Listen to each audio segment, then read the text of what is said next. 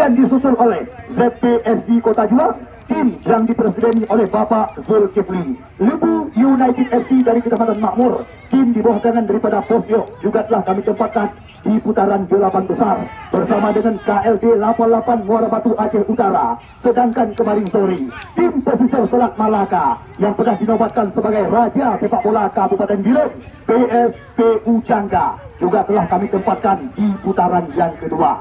Tadi di mana Anda lihat sendiri, bagi Anda penonton yang telah datang, baik Anda tifosi daripada tim tuan rumah PSLS Lancuk Kecamatan Kuala, maupun Anda pendukung setia daripada tim Samurai FC Bantayan Kecamatan Pandra yang sengaja jauh-jauh datang sore ini memberi dukungan kepada tim yang Anda bangga-banggakan, maupun Anda penonton netral yang sore ini sengaja datang meninggalkan kegiatan menyaksikan pertandingan tepat di hari ke-6. Bawa kendaraan baik roda 2 maupun roda 4, langsung Anda tempatkan kendaraan Anda di tempat yang telah kami sediakan dan segera Anda bergegas menuju petugas loket kami, karena beberapa saat lagi Anda akan menjadi saksi mata ini yang dinamakan laga hidup mati.